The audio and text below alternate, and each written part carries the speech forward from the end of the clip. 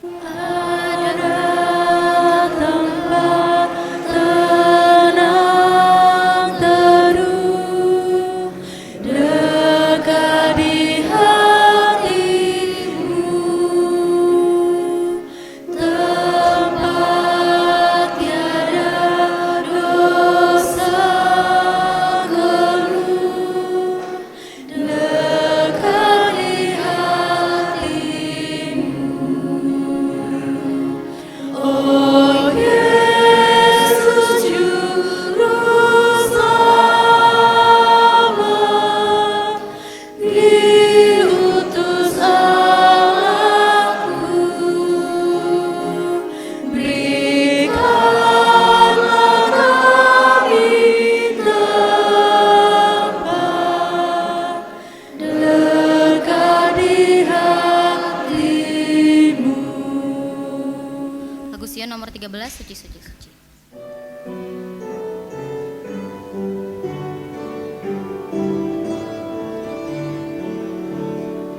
Suci, suci, suci, yang maha tinggi, kami nyanyi pujian siang dan malam. Suci, suci, suci, Allah Maha Kasih, yang memerintah semesta alam. Kita berdoa. Maha besar Tuhan yang bertahta di dalam kerajaan surga, merupakan satu kesukaan di mana kami boleh berkumpul di tempat ini, saudara bersaudara, sahabat, keluarga, untuk memuliakan Tuhan, beribadah kepadamu. Permohonan kami agar Tuhan boleh bersama-sama dengan kami, dan biarlah Tuhan berkati ibadah kami ini, sehingga kami boleh menjadi berkat dan boleh mengerti akan kasih-Mu yang begitu besar. Inilah doa dan permohonan kami ya Tuhan. Bukalah akal dan pikiran kami. Di dalam nama Yesus kami telah berdoa. Amin. Selamat Sabat. Mengundang kepada Bapak Ibu Saudara sekalian yang Sabat hari ini merasa tidak sukacita untuk melambaikan tangan. Pak Wawan lagi sedih hari ini? Pak Stefanus lagi sedih hari ini? Baik, ternyata jumlah yang bersedih dan yang bersukacita, banyak yang bersukacita. Oleh karena itu mengundang untuk Bapak Ibu Saudara sekalian berbagi sukacita dengan samping kanan, depan, belakang, kiri Bapak Ibu Saudara sekalian dengan berjabat tangan.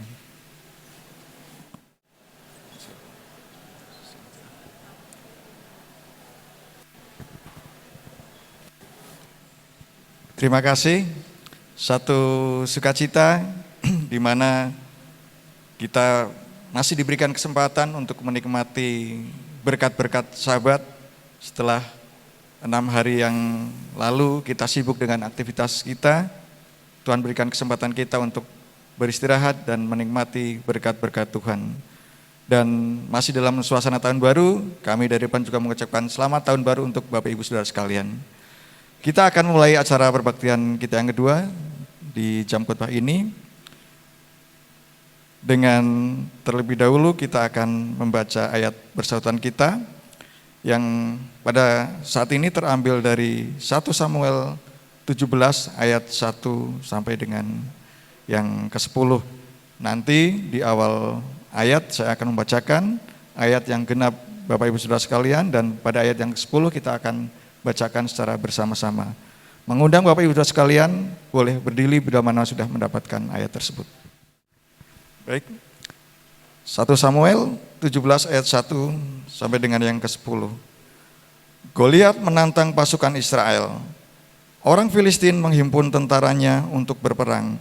Mereka berkumpul di Soko yang termasuk daerah Yehuda dan berkemah di antara Soko dan Aseka di Efes Damim.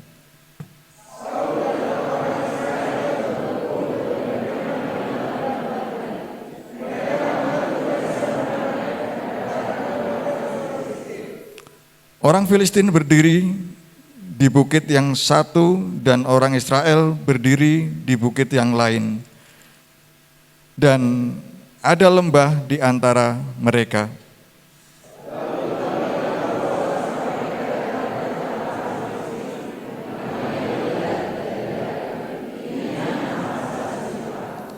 Di kepalanya ada ketopong tembaga, ia memakai baju sirah bersisik, berat baju sirah itu 5.000 sikal tembaga.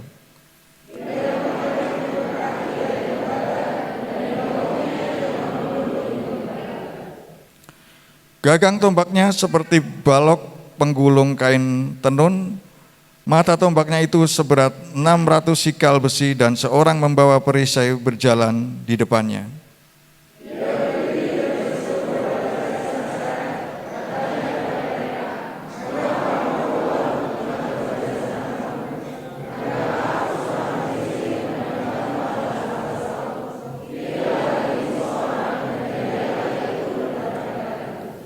Jika ia mampu bertarung melawan aku dan membunuh aku, kami akan menjadi hamba-Mu. Tetapi jika aku mampu mengalahkan dan membunuh dia, kamu akan menjadi hamba kami dan takluk kepada kami. Bersama-sama, kata orang Filistin itu lagi, hari ini aku menantang barisan Israel. Berikanlah kepadamu seorang supaya kami bertarung satu lawan satu. Terima kasih.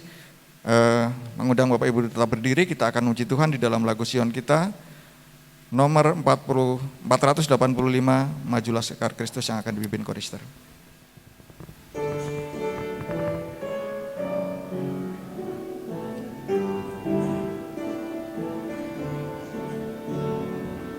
Majulah Sekar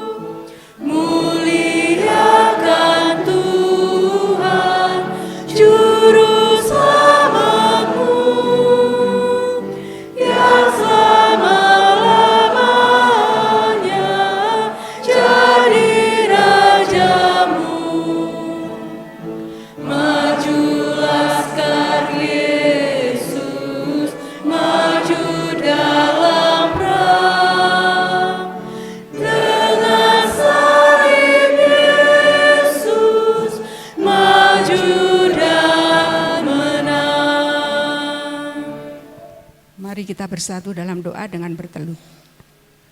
Tuhan, doa kami,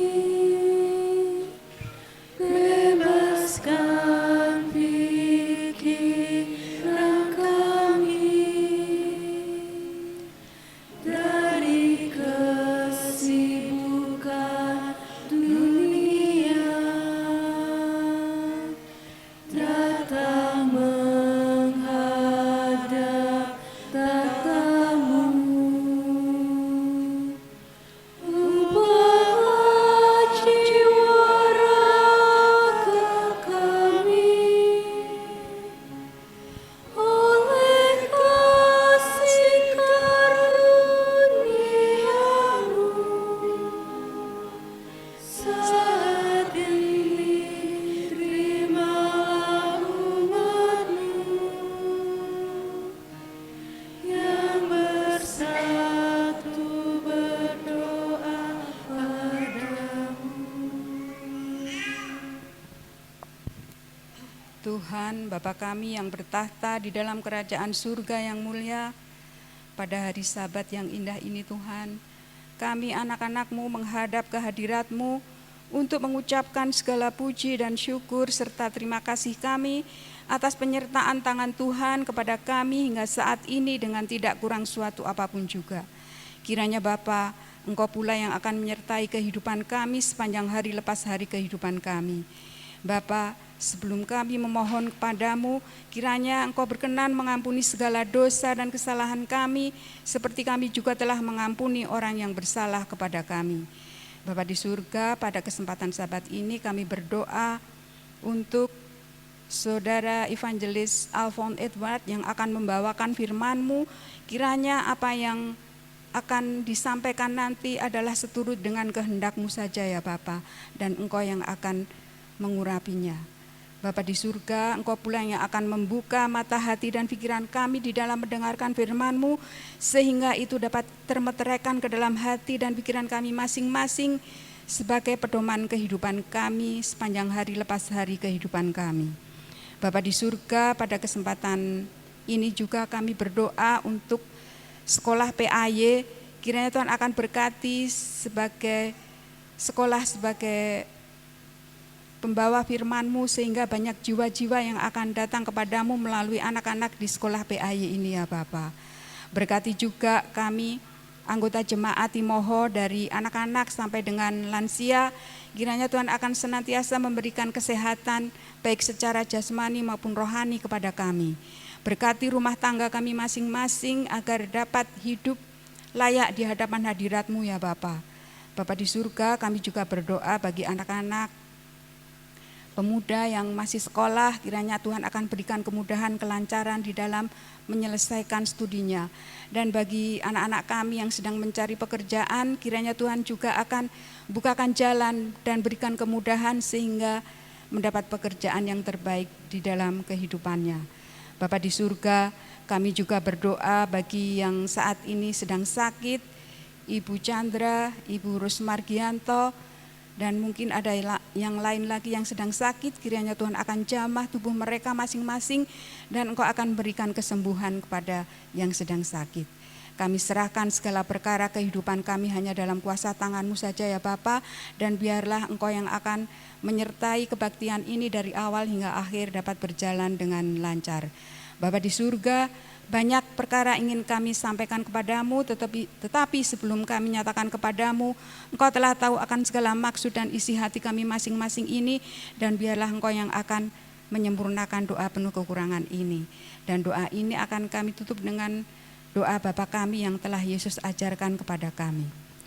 Bapa di surga, diperlukkan nama-Mu, datanglah kerajaan-Mu, jadilah kehendak-Mu di bumi seperti di surga. Berikanlah kami makanan kami yang secukupnya, dan ampunilah kami akan kesalahan kami, seperti kami juga telah mengampuni orang yang bersalah pada kami. Dan janganlah membawa kami dalam pencobaan, tetapi lepaskanlah kami daripada yang jahat. Karena Engkaulah yang punya kerajaan dan kuasa dan kemuliaan sampai selama-lamanya. Amin.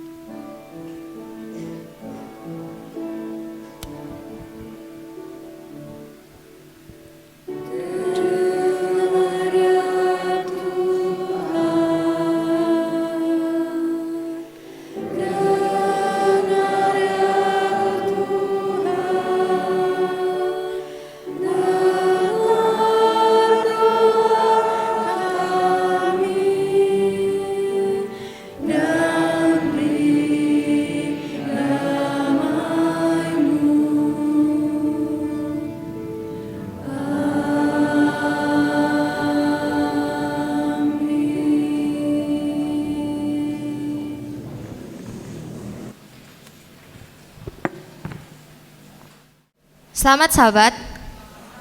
Sekali lagi selamat sahabat. Bacaan persembahan kita di hari Sabat ini berjudul Resolusi di Tahun Baru. Hari ini adalah hari Sabat pertama di tahun 2025 dan kita melihat ke depan untuk hal-hal besar yang akan dicapai. Banyak orang di seluruh dunia telah membuat resolusi untuk tahun baru. Resolusi untuk membangun rumah keluarga, pindah ke kota baru, mengejar impian masa kecil tentang kehidupan yang lebih baik, atau pencapaian akademis yang lebih tinggi. Yang lain telah bertujuan untuk berjalan di lorong yang baru dengan sesuai dengan impian mereka. Namun, yang lain juga belum membuat resolusi sama sekali. Sebagai seorang Advent yang hidup di akhir sejarah dunia ini, resolusi apakah yang telah Anda komitmenkan mengenai kata-kata Yesus dalam Matius 24 ayat 14, dan Injil Kerajaan ini akan diberitakan di seluruh dunia menjadi kesaksian bagi semua bangsa. Sesudah itu, barulah tiba kesudahannya. Injil tidak akan diberitakan di seluruh dunia tanpa resolusi dari orang-orang percaya secara individu untuk mendukung penyebarannya. Generasi sebelum kita telah melakukan bagian mereka dengan menyebarkan Injil. Kita juga harus melakukan bagian kita dan untuk melakukan apa yang Yesus inginkan pada saat ini. Meskipun kita tidak mungkin menyeberangi perbatasan dan lautan untuk berkhotbah kepada umat Allah di negeri-negeri yang jauh, kita dapat melakukannya dengan suasana nyaman di rumah kita melalui persembahan dan persepuluhan. Saat kita memberi, kita dapat menjangkau orang-orang yang mungkin tidak akan pernah kita temui dalam hidup ini. Sebagai resolusi dan panggilan kepada kita di tahun 2025 ini, bersiaplah untuk memberikan persepuluhan dan persembahan. Jadikanlah itu tekad Anda tahun ini untuk berperan secara aktif dalam menyebarkan Injil. Buatlah resolusi bahwa Anda akan terus menyembah Allah dengan persepuluhan dan persembahan berdasarkan pendapat Anda. Marilah sama-sama kita menyanyikan lagu yang akan dipimpin oleh chorister sembari kita mengumpulkan persembahan. Untuk mengumpulkan persembahan, kita bernyanyi dari lagu Sion nomor 260. Lagu Sion 260, bawa persembahanmu.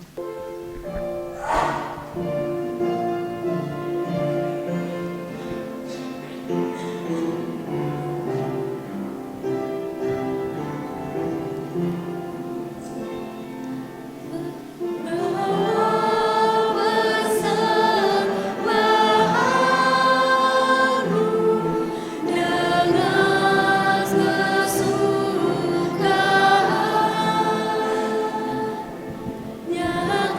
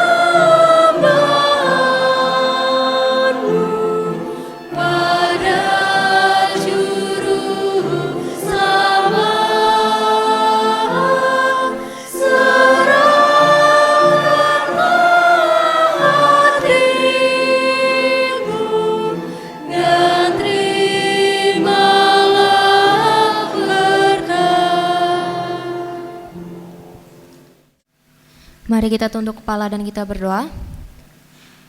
Terima kasih Bapa yang di surga, pada hari ini kami telah menginjakkan kaki di tahun 2025, di mana kami dapat kembali bertemu ya Bapa di gerejamu pada hari Sabat-Mu yang suci. Pada saat ini ya Bapa, kami tahu dosa dan pelanggaran kami selama 1 tahun ini tidak terhitung lagi ya Bapa, baik yang disengaja maupun tidak. Kiranya Engkau dapat mengampuni dan membimbing kami menjadi pribadi yang lebih baik dan untuk menyembah nama-Mu secara lebih baik lagi di tahun yang baru ini ya Bapa. Saat ini kami telah mengumpulkan persembahan ya Bapa. Biarlah Engkau berkati tangan-tangan yang telah memberi, banyakkan rezeki mereka ya Bapak, sehingga apa yang telah mereka berikan pada hari ini dapat menjadi untuk memuja nama-Mu saja Bapak.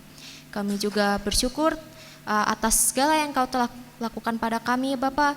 Bila Engkau terus memberkati kami pada 1 hari Sabatnya ini Bapak, dan hingga di 1 minggu bekerja kami berikutnya. Dalam nama Tuhan Yesus kami telah berdoa dan mengucap syukur, amin. Sukacita kita di hari Sabat ini akan semakin bertambah ketika kita akan mendengarkan 2 lagu pujian. Yang pertama akan dibawakan oleh Pak Romi dan yang kedua nanti oleh Saudara Alfon. Waktu kami persilahkan. Saya ucapkan selamat Sabat kepada kita semua. Sekali lagi selamat Sabat. Saya akan membawakan sebuah lagu daerah, Tuhan yang menjadi pelindungku.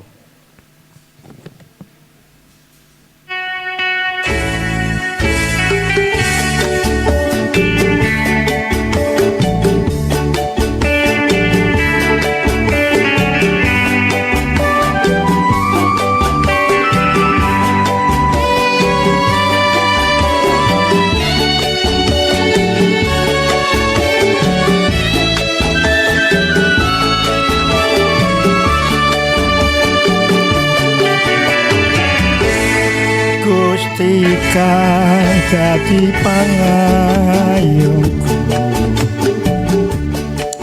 aku ra bakal sumelang.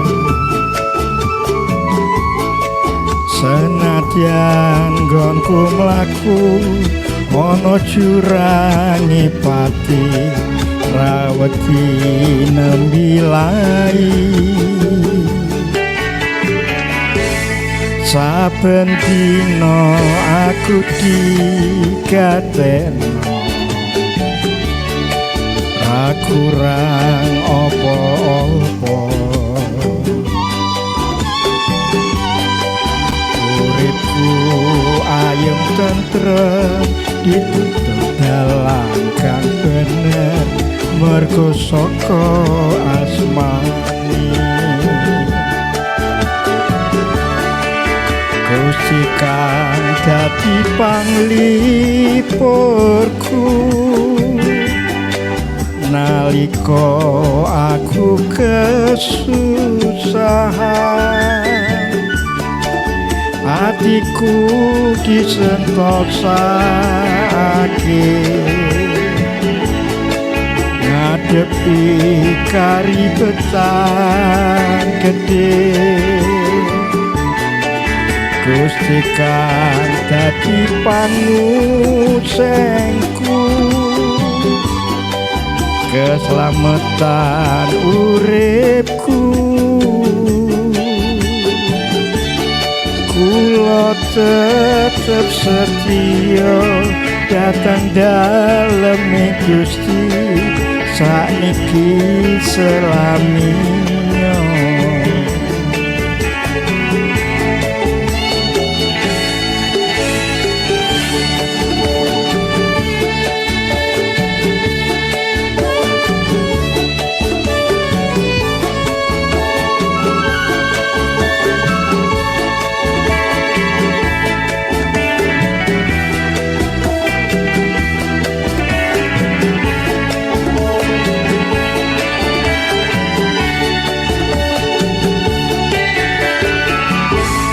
Saben dina aku digatekno,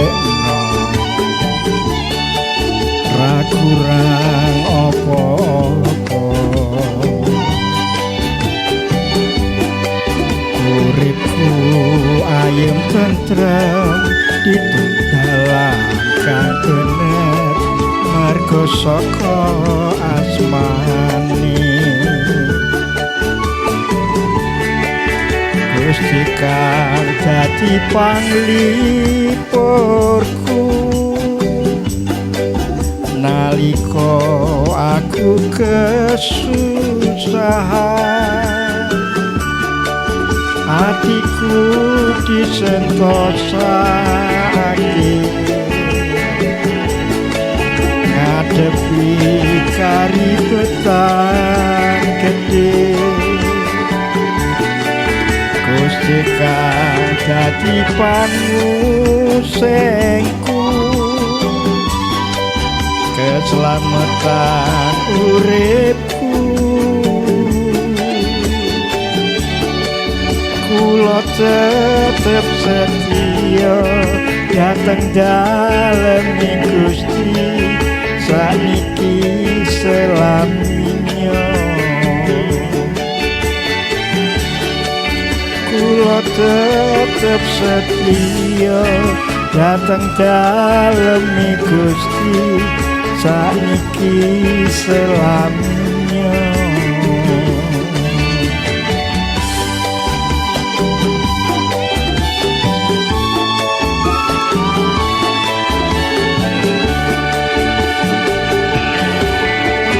Terima kasih.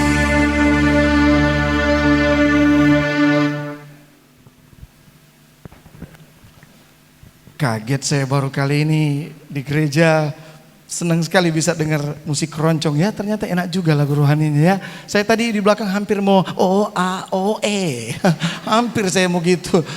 Tiba-tiba badan ini bergerak. Oke, till the storm passes by. Kalau Anda punya masalah, pasti masalah akan berlalu. Jadi jangan bosan-bosan.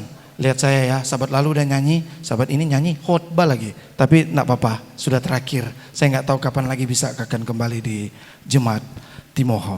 Untuk kemuliaan nama Tuhan, till the storm passes by.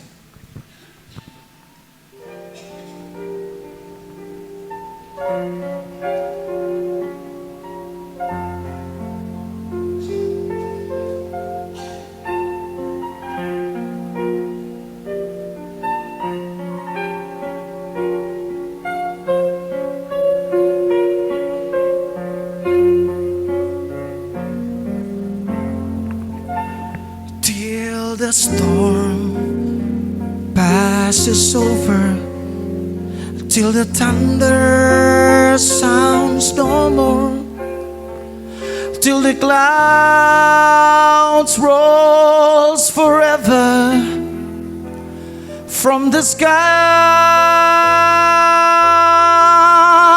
Hold me fast, let me stand in the hollow of thy hands.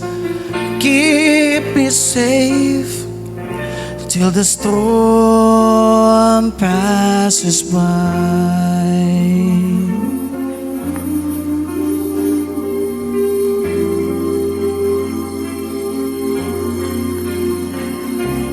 In the dark of the midnight, how I often in my place, with the storm clouds above me, there is no hiding place.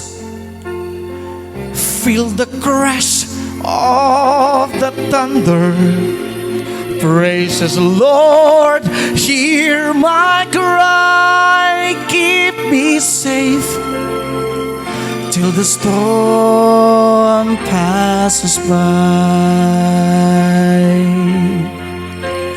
Till the storm passes over, till the thunder sounds no more, till the cloud rolls forever from the sky. Hold me fast, let me stand in the hollow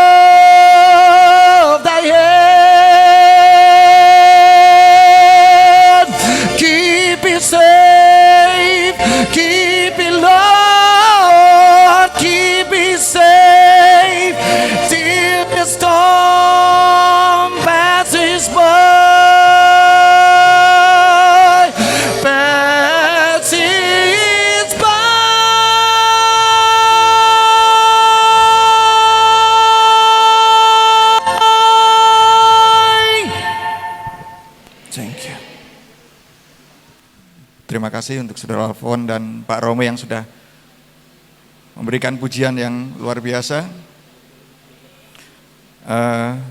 Ternyata sukacita kita dalam pujian belum berakhir. Ada satu lagi saudara kita dari Papua yang akan kembali memuji Tuhan.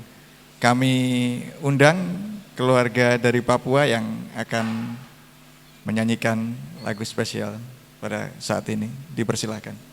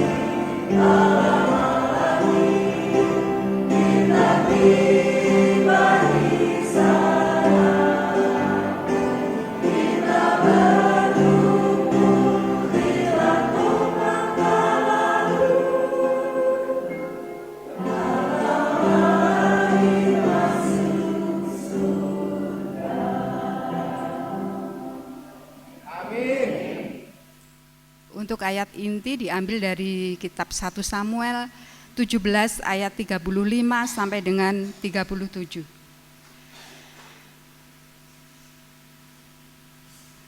Maka aku mengejarnya, menghajarnya, dan melepaskan domba itu dari mulutnya. Kemudian apabila ia berdiri menyerang aku, maka aku menangkap janggutnya, lalu menghajar dan membunuhnya. Baik singa maupun beruang telah dihajar oleh hamba-Mu ini. Dan orang Filistin yang tidak bersunat itu, ia akan sama seperti salah satu daripada binatang itu, karena ia telah mencemooh barisan daripada Allah yang hidup. Pula kata Daud, Tuhan yang telah melepaskan aku dari cakar singa dan dari cakar beruang, Dia juga akan melepaskan aku dari tangan orang Filistin itu. Kata Saul kepada Daud, pergilah, Tuhan menyertai engkau. Untuk menyambut firman Tuhan, kita bernyanyi dari lagu Sion nomor 212, Sabda Hidup Kekal.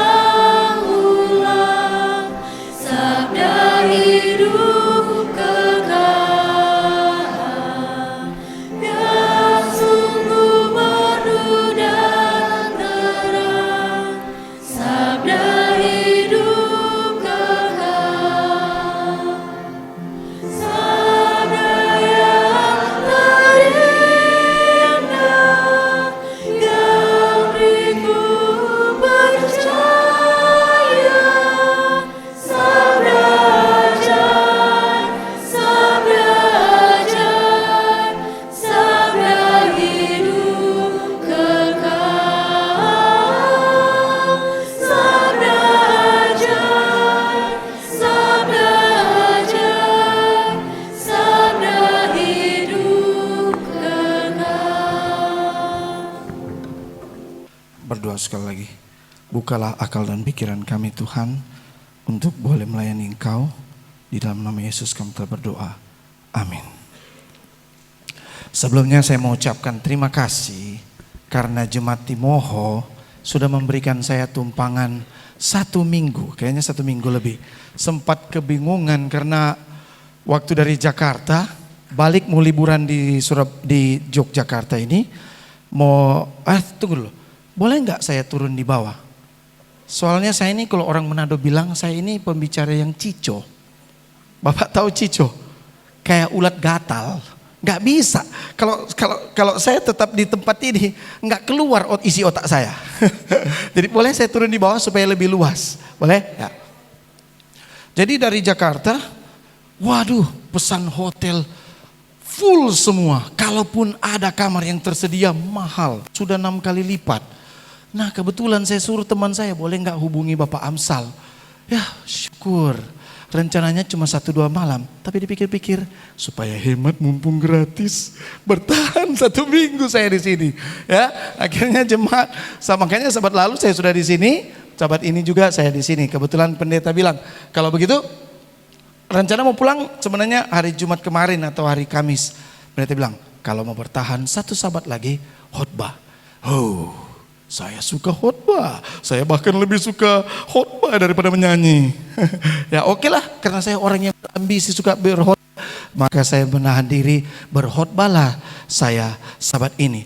Dan ada janji di kelompok nyanyi di jemaat ini yang belum saya penuhi, karena sebenarnya Happy New Year kemarin, di buka tahun kemarin, saya janji mau iringi mereka. Itulah sebabnya ini trio Blackpink ya. Trio Blackpink atau siapa ini? Oh trio Macan? Oh bukan. Oh trio dari jemaat ini mereka mau menyanyikan sebuah lagu dan cocok untuk kita yang baru mau memasuki tahun yang baru. Kami undang trio untuk boleh maju ke depan menyanyikan sebuah lagu.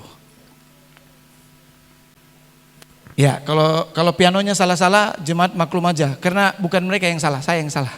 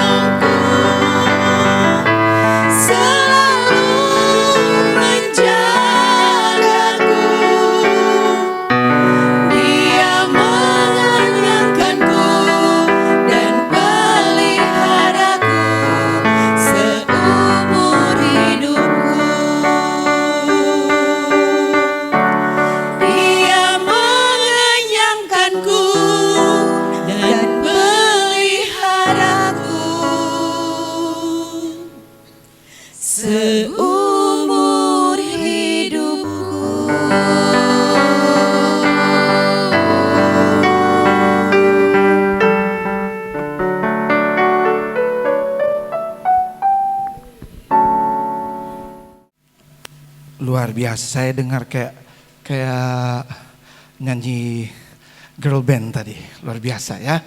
Baik, Jemaat ini yang pasti sekali lagi tadi saya sudah ucapkan terima kasih. Terima kasih sudah memberikan tumpangan dan sudah lama saya tidak merasakan jadi anak kos. Akhirnya saya boleh merasakan jadi anak kos kembali. Kebetulan saya berada di kota pelajar, jadi terasa seperti memang jadi pelajar kembali. Bergaul dengan anak-anak muda yang baik-baik, sempat jalan-jalan dengan mereka. Dan terima kasih jemaat. I don't know when will I see you, but when I see you just remember my name. Dan saya tidak akan pernah melupakan jemaat Timoho di tempat ini.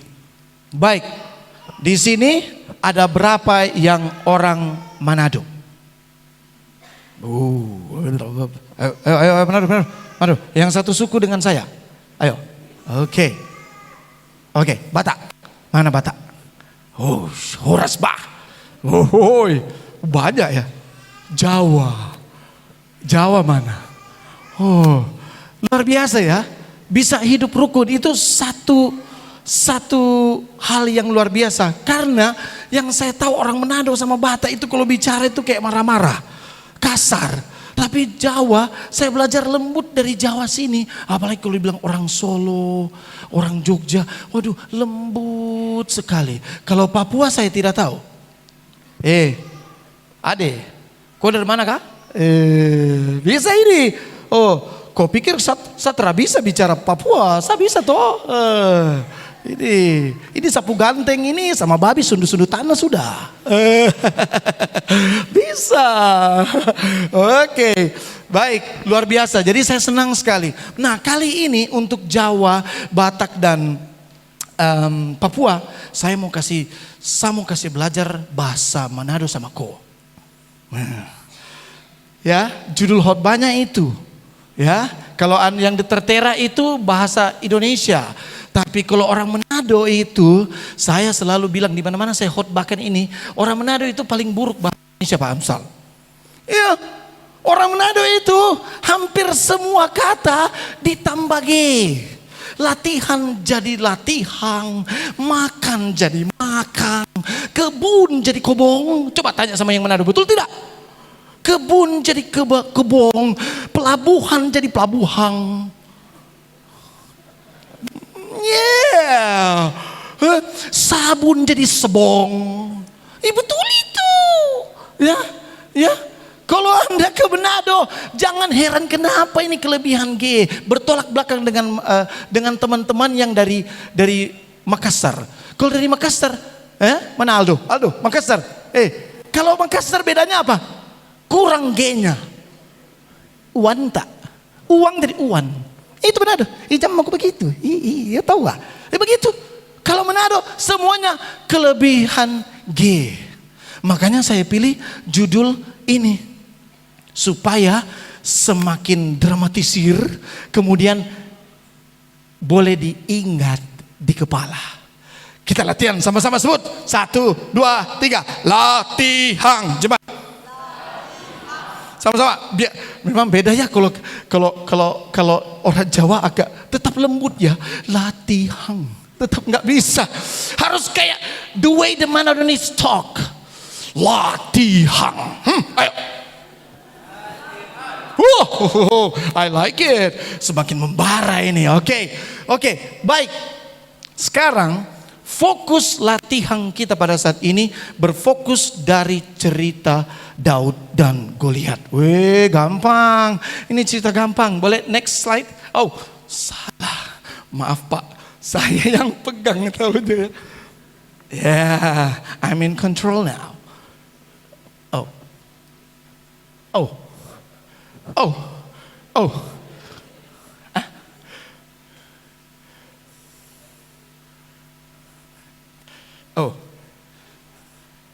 Biar cinta tersendat-sendat, jangan ini yang sendat-sendat. Oke. Jujur sama saudara-saudara. Jujur, jangan malu, jangan ada rasa begitu. Dengan badan saya yang kutilang darat ini, kurus tinggi langsing dada rata. Menurut Anda tiba-tiba ada jangankan Mike Tyson, Chris John aja ada saat ini. Kemudian, sini kau, dia ajak saya berantem. Saya bisa menang? Tidak. Jujur, gimana? Ibu, jujur, saya menang tidak? Enggak. Tidak. Pandang enteng dia, tapi benar. Ya, badan saya ini yang kurus seperti begini, tiba-tiba fight Mike Tyson, Mister. Do you think I can win over Mike Tyson? Hah? No. Iya, badan kurus kayak gini, mana bisa? Oke, tapi sehabis khotbah ini saya yakin jemaat akan katakan, yes, you can win the fight over Mike Tyson. Suara saya sudah kedengaran seperti I'm Batman. Sudah kedengaran seperti Batman ya. Nah, ini. Oke. Kalau kita buka kitab ini, sekarang saya katakan, saya mau goyang iman saudara. Apa itu? Selama ini yang kita tahu, cerita Daud, it's about miracle of God. Betul? Daud, makanya selalu digambarkan, dilakukan, only boy named David, only little sling, only boy named David, but he could pray and sing, right? Only, hanya. Kayak seakan-akan lagu ini mengandung unsur menganggap remeh karena hanya kecil. Seakan-akan menggambarkan bahwa Daud yang lemah bisa mengalahkan Goliat karena mujizat Tuhan. Betul toh? Betul tidak? Betul atau benar? Bagaimana kalau sehari ini saya katakan itu tidak benar? Cerita Daud, it's not talking about the miracle. It's not about God's miracle. Bercerita tentang Daud boleh menang atas Goliat bukan karena keajaiban, tapi karena siapa yang lebih kuat, Goliat atau Daud? Goliat. Sekarang saya rubah cara berpikir Anda. Daud boleh menang over Goliath because he is stronger than Goliath. Do you believe that? Do you believe that? No. Anda percaya itu sekarang? Bagaimana kalau saya bilang dia memang lebih kuat dari Goliat, bukan karena dia karena kekuatan keajaiban Tuhan sehingga dia boleh menang. Saya bilang tidak. Dia menang oleh karena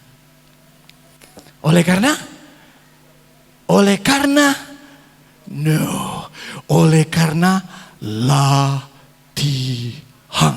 Wow. Ya, sudah mulai goyang imannya. Aduh, pendeta di depan ini seperti bukan pendeta, saya bukan pendeta ya. Saya bukan pendeta. Ya, evangelis itu cuma jemaat yang kasih gelar. Nama saya cuma Alphonse Edward Pangerapan Tok, belum kawin. Itu aja. Masih single, masih jomblo, belum laku-laku. Itu aja. Oke. Ya. Kalau Anda baca ini, jadi selama berapa hari Goliat menantang bangsa Israel untuk to send the champion? Berapa kali? Berapa hari? Oh. Jemaat, masih Advent ini toh? Oh, itu bukan Advent ini. Hah? Berapa hari kira-kira? Berapa hari? 30, 35, 35 hari? 40? Hah? Berapa hari? 40 hari itu Goliat datang. Sama seperti orang dari luar masuk di tempat ini, kemudian dia tantang. Ada enggak jagoanmu? Tidak ada. Keluar lagi. 40 hari dia balik-balik. Tidak ada yang berani. Tidak ada yang berani. Kalau jadi laki-laki, bro, dari Ambon, usah paling bersemangat ini. Oseng tak. Oke. Kira-kira kalau bro di rumah tiba-tiba datang musuh Anda tantang di rumah, sebagai ego laki-laki terpancing tidak? Wah, sapu kandang ini, di kandang sendiri ini, di manakah kehormatanku? Tidak ada harga diriku ini laki-laki ini, apalagi di depan cewek-cewek. Aduh, ditantang, tidak berani. Tetapi itu yang terjadi keadaannya. Harga diri bangsa Israel diinjak-injak, tidak ada yang berani. Ya, bahkan nih, Baliknya gimana, Pak? Baliknya. Ini. Oke. Nih. Tapi kalau kita belajar cerita, mungkin kita bercerita, wah, bikin malu Saul ini. Yang jadi raja saat itu Saul bikin malu ditantang sama Tuhan, ditantang sama Goliat, tapi takut dia, tidak berani dia. Kalau kita dengar cerita anggap enteng. Tapi coba Anda menaruh posisi Anda sebagai bangsa Israel atau sebagai raja saat itu. Coba kita lihat, ya. Ini. Ini. Banyak para ahli Alkitab mempercayai bahwa Goliat itu adalah keturunan Anakim yang di dalam kitab Ulangan disebutkan sebagai seorang raksasa. Kemudian seberapa besar? Ya. Ini gimana nih? Ini ini dia. Di dalam 1 Samuel 17 ayat 4, di dalam teks Masoretik dikatakan di situ tinggi dari Goliat. Saya langsung potong aja. 3 meter kurang lebih tingginya. 3 meters. Ya. Sedangkan manusia yang tertinggi di dunia itu bernama Robert Wadlow. Dia tingginya hanya 2,72. Kira-kira Pak Amsal kalau 3 meter sampai di mana? Sampai di mana? Boleh. Di AC itu. Kecil begini tiba-tiba menghadap orang besar seperti begitu. Berani tidak? Berani tidak? Takutlah. Apalagi tentara ini yang sudah terlatih selama berapa puluh tahun. Pasti takut. Nah, sementara kalau kita pelajari Alkitab, baca Alkitab baik-baik, saya baru tahu ini. Ternyata pada waktu Goliat menantang bangsa Israel, itu ditujukan kepada siapa? Saul. Siapakah dikatakan di Alkitab yang terbesar, tertinggi di antara semua pemuda di bangsa Israel? Siapa? Saul. Boleh buka di 1 Samuel 9 ayat 2. Secara fisik yang terbesar, yang ditantang siapa? Saul. Tapi di manakah Saul pada waktu itu? Sembunyi. Takut. Tidak ada imannya.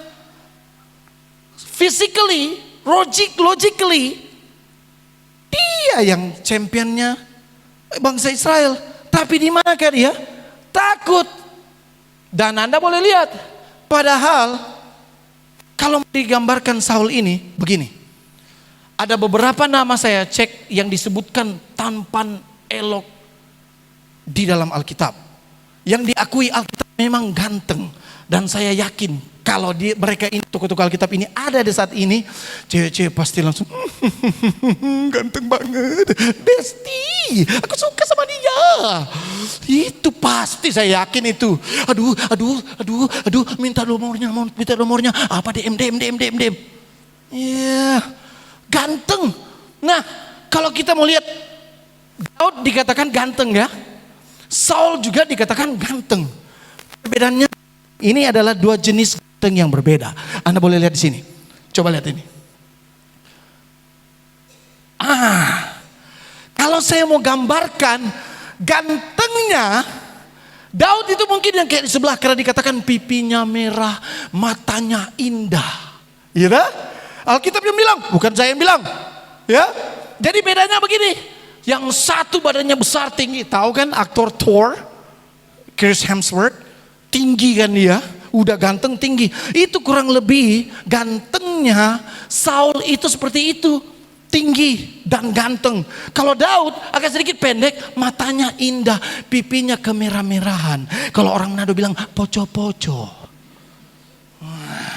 Itu. Atau kalau masih kurang jelas, mungkin Anda bisa lihat contoh ganteng. Ini. Ya, kayak gini. Yang satu poco-poco, yang satu sangar. Yang satu agak putih, yang satu agak coklat kehitam-hitaman. Ya, agak seksi ya. Kulitnya tan. Ya. begini, jadi mungkin sebelah ini saya boleh bilang ini gantengnya Daud, ini kurang lebih yang sebelah kiri saya, gantengnya Saul ini mungkin sebelah kanan saya. Atau kalau jemaat masih kurang jelas, mungkin ini contoh yang lain. Ini dia. Ini ganteng ini. Ini ganteng dua-dua.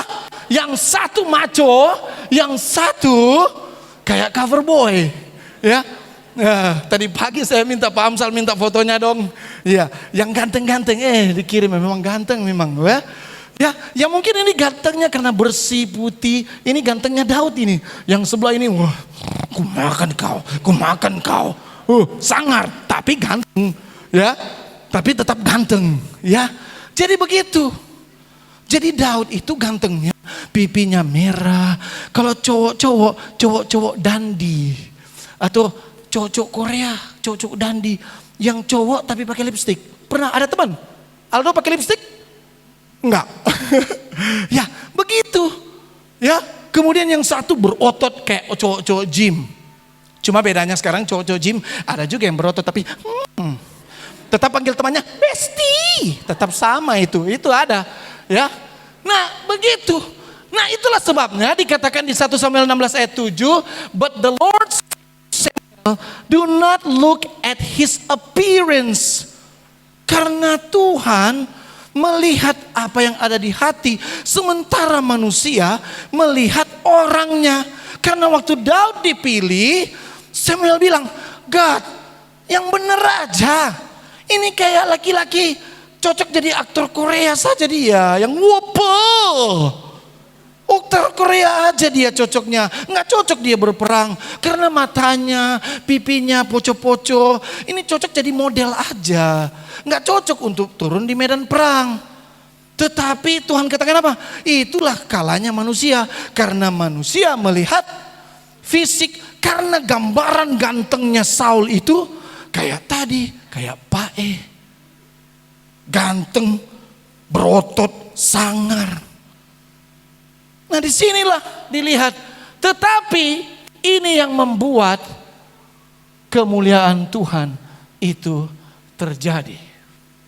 Ya, saya katakan tadi, selama 40 hari banyak para pakar Alkitab mengatakan, jadi pada waktu Goliat datang, kemudian dia menantang bangsa Israel, di situ para ahli Alkitab, para teologian mengatakan bahwa disitulah terjadi observe dari Daud. Ini salah satu langkah awal how David win. He observe. Jadi dikatakan para ahli Alkitab mengatakan bahwa pada waktu dia menantang, hey siapa yang melawan saya? Hey siapa yang melawan saya? Selama itu Daud mengobservasi. Pada waktu Anda melakukan penelitian para mahasiswa, Anda harus melakukan observasi. Cowok-cowok kalau naksir sama cewek, observasi dulu dong. Makanan kesukaan apa? Bunga kesukaannya apa? Restoran kesukaannya apa? Observasi dulu dong kalau mau bisa menang. Karena itu adalah part of latihan. Oke. Kemudian Daud dikatakan di dalam Nyonya White katakan adalah dia melatih, dia terlatih seumur hidupnya, terlatih oleh Tuhan. Ya, salah satu bukti, mari kita lihat. Ini, ya, ini lawannya dia. Bahkan para pakar Alkitab pun setuju, Goliat dengan segala kebesarannya pun belum tentu bisa menang lawan singa. Ini latihannya, nih latihannya. Walaupun status kita hanya menganggap remeh sebagai seorang gembala, tapi lihat gembala punya latihan nih yang dilawan. Dan Tuhan mengizinkan binatang-binatang ini datang menyinggap kepada Daud pada saat dia menggembalakan domba. Itu adalah the process of latihan. Jadi kemenangan Daud bukan karena mujizat, tetapi Daud menang karena dia memang jago oleh karena latihan. latihan. Ini, dan Daud pun mengakuinya. Ini, sekedar membandingkan nih. Ini manusia yang tingginya kurang lebih 180. Saya 180, ya sekitar-sekitar. Sisanya ampas dan kotor itu dia. Oke, ini tingginya. Dan dia bisa menang oleh karena latihan. Kemudian David prepares Goliath. Itulah sebabnya pada waktu Saul kasih, kamu mau bertarung lawan dia, benar apa jawab Daud? Sedangkan singa, sedangkan beruang ku tarik-tarik janggutnya. Jadi apalagi orang Filistin yang tak bersunat itu di sini, kalau kita belajar bahasa Ibraninya, di sini Daud menempatkan Goliat setara dengan binatang-binatang tadi. Itu berarti di bawah, skillnya di bawah. Saya sudah biasa latihan dengan singa, saya sudah biasa latihan dengan beruang. Di manakah posisi Goliat tadi? Di bawah saya. Dalam nama Tuhan saya bisa mengalahkan dia. Ingat, jenggot dari singa pun ku tarik-tarik, apalagi orang Filistin itu. Dari situ sudah dinyatakan bahwa I am stronger than Goliath. Bahkan mereka pernah memperhitungkan pada saat Goliat melawan, ini merupakan pertarungan tercepat. Kalau Mike Tyson boleh sampai berapa ronde Pak? 3 ronde habis lawan-lawannya. Tetapi Goliat, Daud hanya seberapa detik. Teng, pak, rubuh. Anda masih mau katakan dia lemah? Dan itu bisa terjadi karena latihan.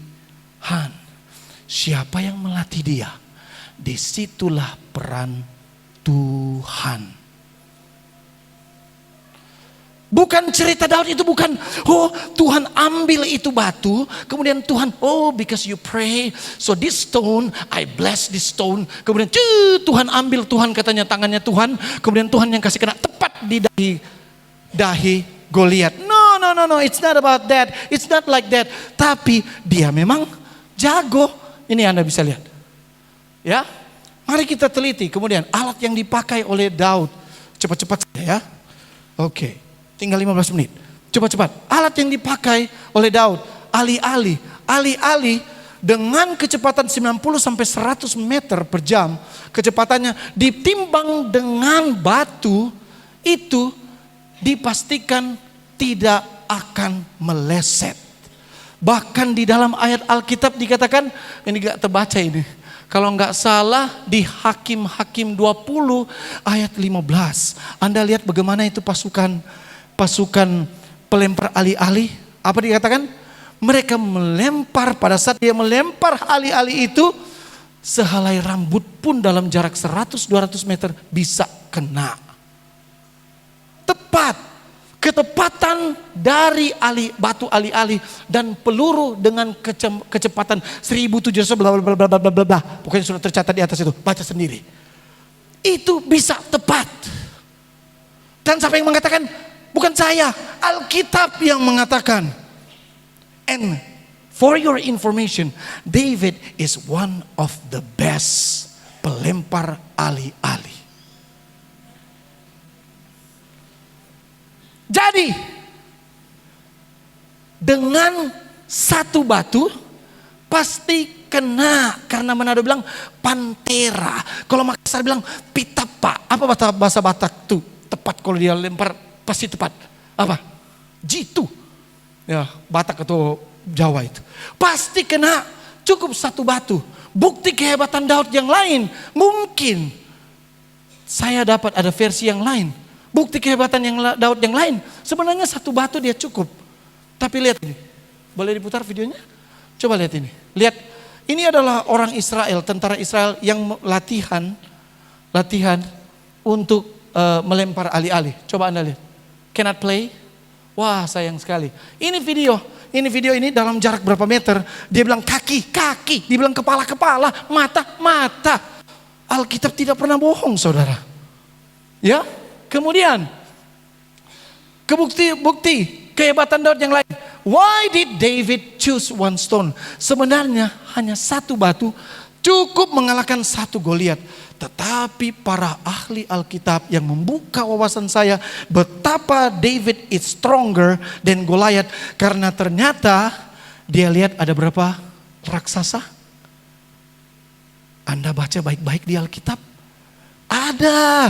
Coba buka 2 Samuel 22 ayat 15 sampai 22 dan 1 Tawarik 20 ayat 4 dan 8.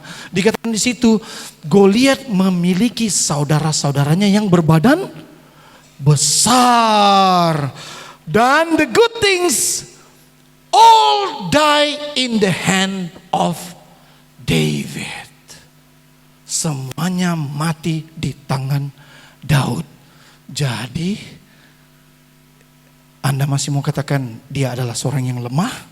So if I ask you, how many giants that David killed? 5. Yang lain mati karena saudara-saudaranya yang bunuh. Anda bisa lihat betapa hebatnya Daud itu. And everything happened. This can be happen. Ini bukti. Saya skip saja. Ini boleh ada nama-namanya di situ. Semuanya tercatat di Alkitab. Ada 5 raksasa di dalam Alkitab. Ya, semuanya dikalahkan, mati di tangan Daud. It is because latihan. Next. Pada saat hal yang menarik, pada saat Goliat menghina Daud, anjingkah aku? Kamu pikir saya anjing? Di dalam Ulangan, di dalam kitab Ulangan ada juga keluar kata Caleb. Tetapi di dalam Ulangan itu ditranslate sebagai sundal atau homoseksual. Jadi translate-nya kata ini sama. Jadi sebenarnya kata Hebrew, kata Ibrani yang digunakan oleh Goliat pada saat itu, anjingkah aku? Translate sebenarnya dia bilang apa? Kamu pikir saya adalah homoseksual sehingga engkau mengirim cowok poco-poco mata indah pipi merah mau lawan saya? Karena di zaman itu homoseksual sudah ada. Makanya dia bilang, kau pikir saya homo? Kau kiring ini anak kuninci kecil mau lawan saya. Oh my God. Oh Tuhan. Ya. Tetapi apa yang Daud katakan? Di mata Daud memang engkau anjing kecil. You are nothing because of sama-sama. Yes, because of latihan. Kemudian, ya, jadi setiap kita menghadapi kehidupan, kalau Anda mendengar cerita Daud, ingatlah cerita latihan. Bukan karena keajaiban Tuhan, tetapi karena Tuhan yang melatih Daud. Jadi Tuhan, saya tidak mau setia lagi sama Tuhan. Kenapa? Sampai sekarang saya berdoa setiap hari, renungan pagi setiap hari, tidak kaya-kaya. Kesusahan yang datang di dalam hidup Anda itu adalah proses latihan. Tuhan, saya sudah berjuang setengah mati menghadapi dosen. Saya bahkan sudah sogok dosen itu, tapi saya sudah berdoa juga. Tapi apa yang jadi? Tetap dosen tolak. Saya punya makalah. Itu adalah proses latihan. Tuhan, hari ini saya tidak punya makan, habis duit saya. Where are you God? Saya setiap hari berdoa, setiap Sabtu saya masuk ke dalam gereja, tetapi Tuhan tidak berkati hidup saya. Itu adalah proses latihan. Tuhan, suami saya, aduh, playboy kurang ngajar, tidak setia, ya, suka orang Manado bilang hugel, hubungan gelap, selingkuh. Padahal saya sudah setia sama dia. Saya berdoa kepada Tuhan supaya dia tetap setia, tetapi Tuhan tidak pernah lihat dia tetap tidak setia. Bahkan sekarang sedang tinggal dengan selingkuhannya. Tidak adil Tuhan itu. That's the process of latihan. Ingat, Daud ada di dalam hidupnya. Dia menjadi seorang gembala, dilatih oleh Tuhan seumur hidupnya, so that he becomes strong to defeat Goliath. You every day, setiap hari masalah datang, ban pecah, dompet kosong, perut lapar, iman tergoyah, putus cinta, sudah tua tidak laku-laku, tidak kawin-kawin. That's the process of latihan. Kehabisan duit, Tuhan, tidak ada lagi uangku. That's the process of latihan. Saya berdoa setiap hari, ibu saya tetap sakit dan bahkan meninggal dunia. That's the process of latihan. Tuhan, suami saya sampai hari ini tidak dapat kerja. That's the process of latihan. You have to be strong. Anda harus menjadi kuat sama seperti Daud, karena dia latihan. Allah mengizinkan segala sesuatu terjadi dalam hidup Anda. Itu adalah proses latihan, supaya pada saat Tuhan datang, Anda boleh menjadi orang yang kuat sama seperti Daud. Kuat oleh karena latihan. Pada saat orang Israel takut badannya besar, tetapi Daud melihat it's an opportunity. Justru kalau badannya besar, semakin mudah saya mengenai sasaran. Saat Anda melihat masalah, jangan melihat itu sebagai malapetaka, tetapi lihatlah masalah itu sebagai proses latihan. Why? Because I have a great God. Saya bawa dalam nama Yesus. Saya pernah mendengar istilah jangan takut seberapa besar masalah dalam hidupmu, karena Tuhan lebih besar dari masalah hidupmu. Itulah mungkin satu inti yang boleh kita ambil dalam khotbah siang hari ini. Siapa di antara Bapak Ibu Saudara sekalian yang terberkati dengan firman Tuhan yang telah dibagikan pada siang hari ini? Bang Alfon, terima kasih sudah membawakan firman Tuhan yang sungguh indah pada kesempatan siang hari ini. Biarlah ini boleh menjadi satu berkat kita dan menjadikan kita satu semangat untuk selalu berlatih dalam kehidupan kita untuk menuju satu hal yang lebih baik, lebih tinggi lagi. Untuk menyambut firman Tuhan, kita akan memuji Tuhan di dalam lagu Sion kita nomor 236, Iman Orang Saleh Kekal. Kita sama-sama berdiri, kita bernyanyi dari lagu Sion nomor 236.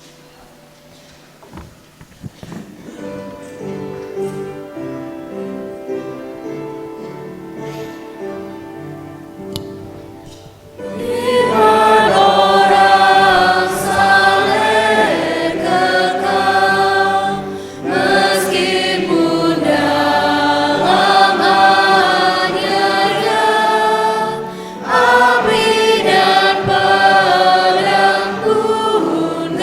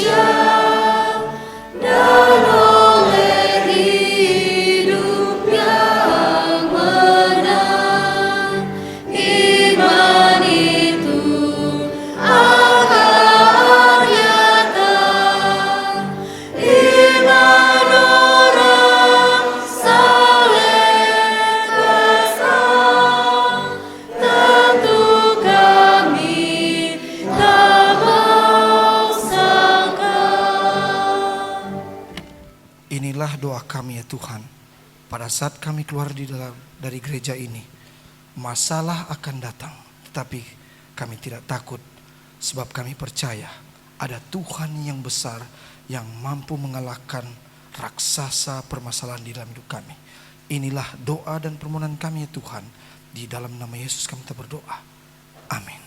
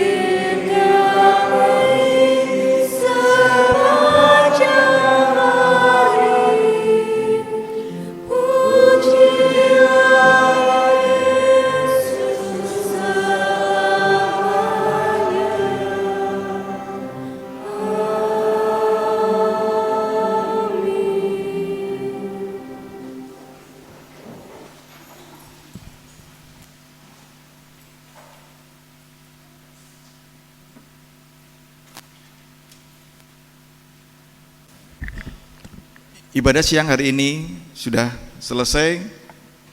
Biarlah kiranya semua boleh terberkati dengan kebaktian kita di hari Sabat ini. Dan sekali lagi kami mengucapkan terima kasih atas kedatangan Bapak Ibu Saudara sekalian, terlebih para tamu, dan kami sekali lagi mengundang untuk semuanya setelah bersalam-salaman dengan partisipan, kita akan bersama-sama makan di ruang belakang. Baik, kita akan keluar secara teratur yang akan dipimpin oleh diakon. Selamat Sabat, Tuhan memberkati.